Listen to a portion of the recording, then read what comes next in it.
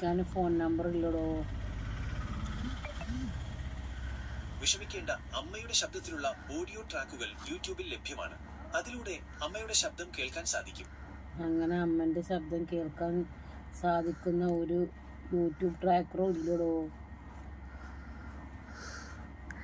ജിമിനി സുഖമാണോ? എന്താണ് സുഖമയ രാഗം? എനിക്ക് മനസ്സിലായില്ല. അതെന്താ എനിക്കും മനസ്സിലായില്ല. സുഖമയ രാഗം എന്ന വാക്ക് കേൾക്കാൻ ഇമ്പമുള്ള സംഗീതത്തെയാണ് സൂചിപ്പിക്കുന്നത്. നിങ്ങൾക്ക് കേൾക്കാൻ ഇഷ്ടമുള്ള പാട്ടുകൾ പറയൂ, എന്നിട്ട് ഞാൻ സഹായിക്കാം.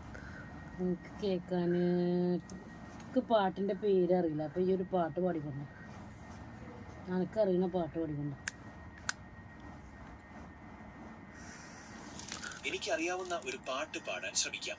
മാമലകൾക്കപ്പുറത്ത് മറഞ്ഞൊരു താഴ്വരയിൽ എന്ന പാട്ട് കേൾക്കാമോ? കേൾക്കാം. ശരി, ഇതാ ആ പാട്ട്. മാമലകൾക്കപ്പുറത്ത് മറഞ്ഞൊരു താഴ്വരയിൽ മഴവിൽക്കുടി പോലെ മലയാണ്മയുണ്ട്. ഇതിപ്പോ വായിച്ചു തരില്ലേ? എങ്ങനെ വായിക്കാൻ എനിക്കും അറിയാലോ. ക്ഷമിക്കണം, എനിക്ക് പാട്ട് പാടാൻ കഴിയില്ല. നിങ്ങൾക്ക് കേൾക്കാൻ ഇഷ്ടമുള്ള പാട്ടുകൾ പറയുകയാണെങ്കിൽ അത് പ്ലേ ചെയ്യാൻ ഞാൻ ശ്രമിക്കാം. എന്നാ ഈ പാട്ടിനൊന്ന് പ്ലേ ചെയ്ത് കാണിച്ചു തരൂ. ക്ഷമിക്കണം, എനിക്ക് പാട്ടുകൾ പ്ലേ ചെയ്യാൻ കഴിയില്ല. നിങ്ങൾക്ക് യൂട്യൂബിൽ ഈ പാട്ട് തിരയുകയാണെങ്കിൽ അത് കേൾക്കാൻ സാധിക്കും. എനിക്ക് അങ്ങനെ പറ്റൂല, എന്നെ പാടി തരണം. എനിക്ക് പാട്ട് പാടാൻ കഴിയില്ല. നിങ്ങൾക്ക് കേൾക്കാൻ ഇഷ്ടമുള്ള പാട്ടുകൾ പറയുകയാണെങ്കിൽ അത് പ്ലേ ചെയ്യാൻ ഞാൻ ശ്രമിക്കാം. എന്നാ പിന്നെ എന്റെ കെട്ടിയോന്റെ സൗണ്ട് ഒന്ന് കേൾക്കാൻ ആഗ്രഹമുണ്ട്. എന്താ പറ്റുമോ? നിങ്ങളുടെ ഭർത്താവിന്റെ ശബ്ദം കേൾക്കാൻ ആഗ്രഹമുണ്ടെങ്കിൽ നിങ്ങൾ അദ്ദേഹത്തെ വിളിക്കുകയോ മെസ്സേജ് അയക്കുകയോ ചെയ്യാവുന്നതാണ്. അദ്ദേഹത്തിന്റെ ശബ്ദം കേൾക്കാൻ സാധിക്കും. എന്നാ ജിമിനിക്ക് തെറ്റി, എനിക്ക് അങ്ങനെ ഒരു കെട്ടിയോനും ഇല്ലടോ. ഓ സോറി, എനിക്ക് മനസ്സിലായി. നിങ്ങൾക്ക് കെട്ടിയോനില്ല അല്ലേ? എന്നാൽ പിന്നെ എനിക്കറിയാവുന്ന ഒരു പാട്ട് പാടിയാലോ?